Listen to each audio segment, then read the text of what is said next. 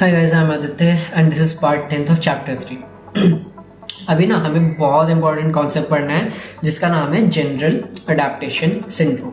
ठीक है, general adaptation syndrome को गैट्सबी प्रोनाउंस करते हैं, बोलते हैं। इसको प्रपोज किया था हैंस सेले ने। ठीक है, और ये बेसिकली एक मॉडल है जो बताता है कि हमारा बॉडी स्ट्रेस के समय कैसा रिएक्ट करता है। अब क्या सीन है, स्ट्रेस तो तुमने सबने फील करा होगा एग्जाम्स के टाइम पे, किसी इंटरव्यू से पहले, या फिर घर में जब तुम्हारी माँ गुस्सा कर रही होती है तुम पे। लेकिन हैंस सेले ने इस स्ट्रेस को सिर्फ दिमाग की फीलिंग नहीं माना, बल्कि उन्होंने देखा कि हमारा पूरा बॉडी, ऐसे समझ लो, एक यूनिवर्सल पैटर्न फॉलो करता है। ठीक है, स्ट्रेस के समय बेसिक इंस्ट्रक्शंस ऐसा मान लो। सेले ने अपने एक्सपेरिमेंट्स में दो जगह ऑब्जर्व किया।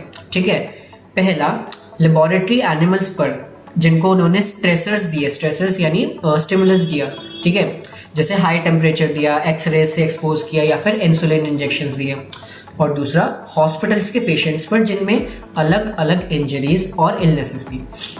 उसने ये देखा स्ट्रेसर किसी भी टाइप का हो, बॉडी का रिएक्शन पैटर्न लगभग सेम ही होता है।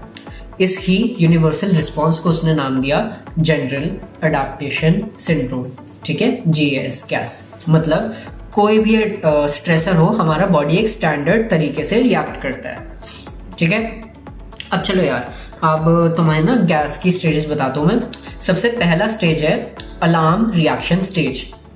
ठीक है, सोचो तुम्हें अचानक एग्जाम का ना सरप्राइज दे, मतलब सरप्राइज टेस्ट बोल दिया। ठीक है, सबसे पहले दिमाग में क्या होता है, आपका काइंड ऑफ पल्स रेट तेज हो जाती है। ठीक है, पसीना आता है हल्का हल्का, तुम्हारी बॉडी ना अलर्ट हो जाती है। ये सब होता है क्योंकि तुम्हारा जो एड्रीनल पिट्यूटरी कॉर्टेक्स सिस्टम है ये एक्टिवेट हो जाता है और स्ट्रेस हार्मोन्स को रिलीज करता है तुम्हारे ब्लड स्ट्रीम में, जैसे कॉर्टिसोल और एड्रेनालिन। ठीक है, ये हार्मोन्स तुम्हारे एकदम फाइट और फ्लाइट मोड वाले होते हैं। ठीक है, मतलब या तो तुम स्ट्रेसर का सामना करोगे या फिर उससे बचने की कोशिश करोगे। एनर्जी का एकदम इंस्टेंट मोबिलाइजेशन होता है ताकि तुम तुरंत रिएक्ट कर सको अपने जो भी तुम्हारे सामने इशू आए।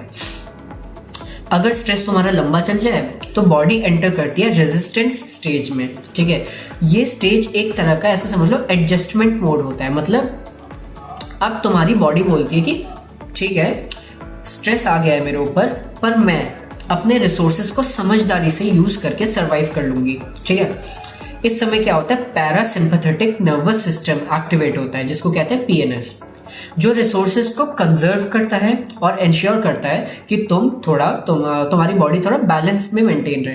राइट, यहाँ इंडिविजुअल जो भी जिस पे भी चीज हो रही है एक्टिवली स्ट्रेसर के अगेंस्ट एफर्ट्स करता है। मतलब या तो सिचुएशन का सामना करता है या फिर अडेप्ट हो जाता है उसके हिसाब से।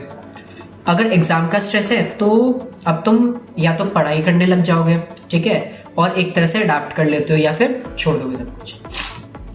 लेकिन ऑफ कोर्स प्रॉब्लम तो वो होती है जब स्ट्रेस आपका बहुत लंबा खिंच जाता है या फिर इंटेंस है। ठीक है, या फिर बार बार होता रहता है आपकी लाइफ में, तब हम आ जाते हैं एग्जॉशन स्टेज पे। इस समय बॉडी के जो रिसोर्सेज होते हैं ना खत्म हो चुके होते हैं, भाई एनर्जी सारी खत्म हो गई, एग्जॉस्ट हो गई। जो सिस्टम्स अलार्म और रेजिस्टेंस फेज में एक्टिव थे वो सारे इनफेक्टिव हो जाते हैं। अब बॉडी के पास एनर्जी नहीं बची कंटिन्यूसली स्ट्रेस हैंडल करने के लिए। इसका रिजल्ट ये होता है कि तुम स्ट्रेस रिलेटेड डिजीजेस के लिए ना, मतलब काइंड ऑफ तुम्हारी बॉडी वीक पड़ जाती है, तुम वल्नरेबल हो जाते हो। जैसे हाई बीपी हो गया, अल्सर्स हो गए, साइकोसोमैटिक प्रॉब्लम्स हो गई। मतलब ऐसी फिजिकल प्रॉब्लम्स जो साइकोसोमैटिक वो होती है, वो फिजिकल प्रॉब्लम्स जो साइकोलॉजिकल स्ट्रेस की वजह से होती है। ठीक है, इसीलिए कहते हैं कि जो क्रॉनिक स्ट्रेस होता है ना बहुत डेंजरस होता है, क्योंकि ये तुम्हारी हेल्थ और तुम्हारी वेलबींग को डायरेक्टली नुकसान पहुंचाता है। अब you have to remember one thing कि हैंस सेले के मॉडल की एक काइंड ऑफ बहुत बड़ी क्रिटिसिज्म भी है। उसने स्ट्रेस को मोस्टली एक फिजियोलॉजिकल रिस्पॉन्स के तौर पे देखा था।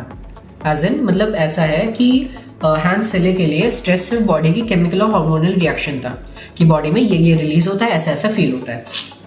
लेकिन बाद में रिसर्चर्स ने बोला कि सिर्फ बायोलॉजी से काम थोड़ी ना चलेगा यार, स्ट्रेस के लिए साइकोलॉजिकल फैक्टर्स भी इक्वली इंपॉर्टेंट है। फॉर एग्जाम्पल तुम्हारा कॉग्निटिव अप्रेजल, यानी तुम किसी स्ट्रेसफुल इवेंट को कैसे परसीव करते हो, ठीक है, वो बहुत ज्यादा मैटर करता है। दो बच्चे अगर सेम एग्जाम देने जा रहे हैं, एक उससे थ्रेट की तरह देखेगा और दूसरा उसको चैलेंज की तरह देखेगा।